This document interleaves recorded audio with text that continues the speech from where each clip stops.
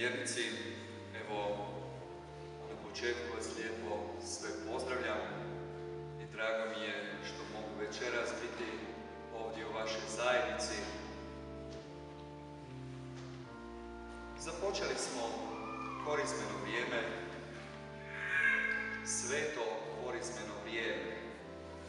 Naglasit ću sveto jer je korizma vrijeme milosti, korizma je vrijeme spasa. Vrijeme u kojem se nalazimo, vrijeme korizme, Bog nam po svojoj riječi dolazi ne samo kao opomena, nego Bog nam dolazi, riječ Božja nam dolazi kao podrška. Ponajviše evo sada u ovim teškim trenucima životnim u kojim se nalazimo, kada nažalost naši mladi sve više i više nekako gube nadu u bolje sutra. Upravo je ovo vrijeme milosti i spasa, kada bi svatko od nas trebao malo zastati i malo promisliti, razmatrati o samome sebi, pogledati svoju nutrinu, mijenjati svoje srce, mijenjati svoju dušu. Neću vas evo na početku odmah previše hvaliti, ali vi ste jako lijepo, mogu reći slobodno, započeli ovo sveto korizmeno vrijeme, hraneći se Božjom riječi, čitajući sveto pismo. Vjerujem da ste započeli upravo s tom nakanom jer se želite promijeniti, želite raditi na sebi, svjesni za ono što živite, a to je Kraljevstvo nebesko. Dragi prijatelji, mogli bismo korizmu definirati u par točaka. Korizma je vrijeme molitve, korizma je vrijeme pokore, korizma je vrijeme dobrih dijela, ali ono najbitnije, korizma je vrijeme obraćanja.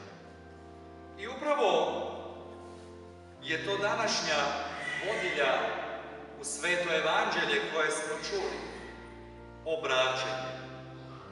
Na grčkom jeziku, ako ćemo govoriti, ta riječ obraćanje doslovno znači promijeniti mišljenje. Promijeniti mišljenje.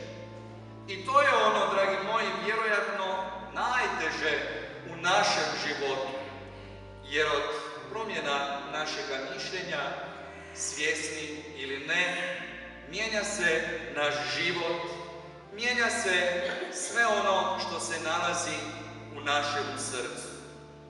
I sada bismo mogli svi zajedno malo zastati, pogledati sebe u svoje srce i vidjeti kako smo često navezani na naše misli, kako smo često navezani na naše poglede, na naše sudove, kako smo često navezani na naše osobne ideje o Bogu, kako smo često navezani na nas same, a na naše bližnje s kojima se susrećemo, s kojima živimo, s kojima radimo, o tome nećemo ni pričati. Sami znadete kakve sudove imamo o njima. Vjerujem da ćete se svi zajedno složiti sa mnom da je to jako teško mijenjati, promijeniti mišljenje. Da je to ono što je najteže u našem životu. I vjerojatno, slušajući današnju riječ, zbog toga su se ljudi oglušavali na Kristov zov, zbog toga mu nisu dolazili, zbog toga ga nisu molili, jer se nisu željeli promijeniti. Nisu željeli mijenjati tu svoju, možemo slobodno reći, zlu čut, zlu ljudsku narav.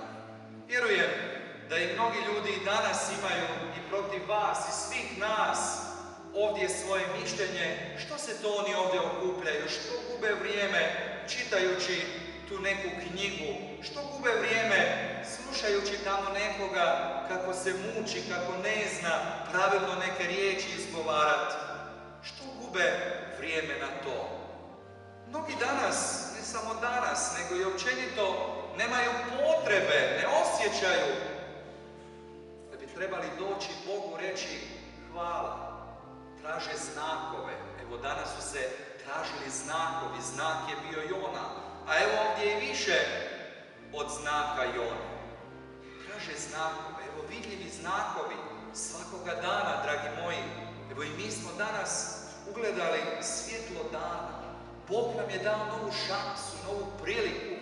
Evo ti, budi danas bolji, radi na sebi. Promijeni ono što si krivo činio, mijenjaj se. Vrijeme je korizme. Nije vrijeme korizme, dragi moji, odricanje čokolada ili odricanje kava ili takvih nekih sličnih stvari. Vrijeme korizme je mijenjati sebe iznutra, obraćati sebe, svoju dušu, prihvaćati bližnjega svoga, pomagati, ne okretati glavu od onoga tko je u potrebi, koji traži pomoć. Ne, biti s njim. Isus nam je ostavio samo dvije zapovjedi. Ljubav prema Bogu i ljubav prema bližnjemu svome kao prema samome sebi.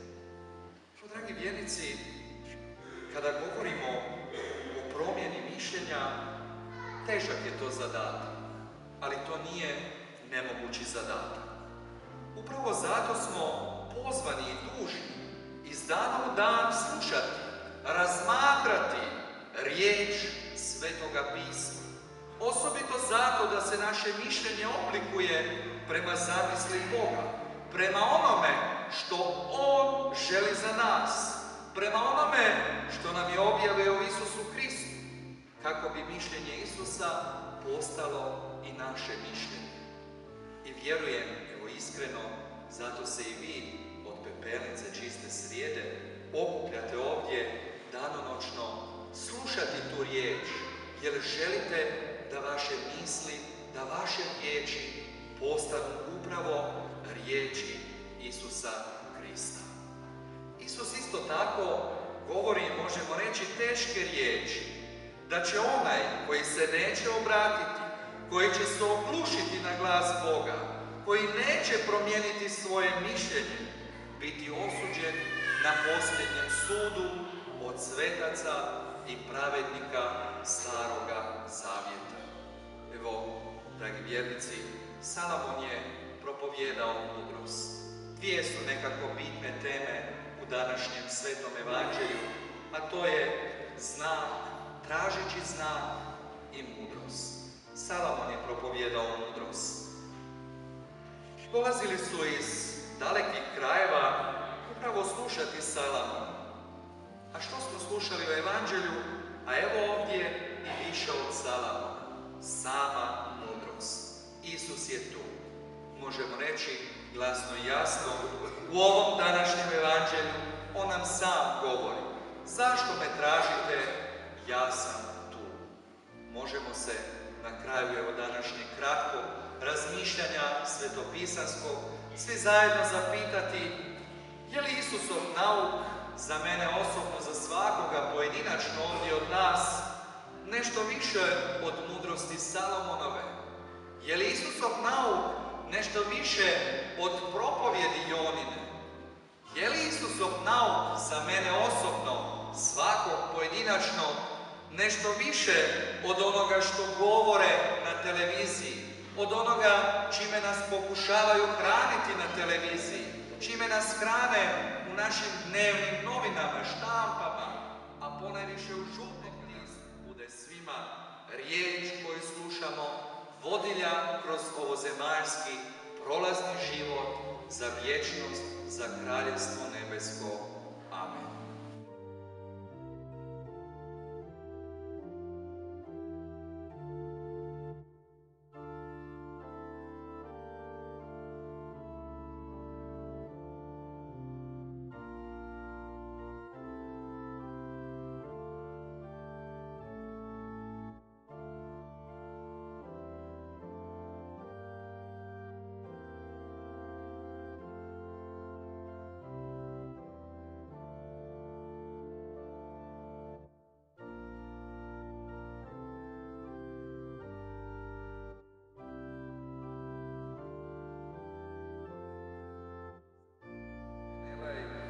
krivac svega zla, kralj oslobodi od svih optužbi, dok one bijednike koji bi bili proglašeni nevinima, da su svoju stvar branili i kod skita osuditi na smrt. Tako oni koji su govorili u obranu grada, naroda i svetoga posuđa, s mjesta podnješe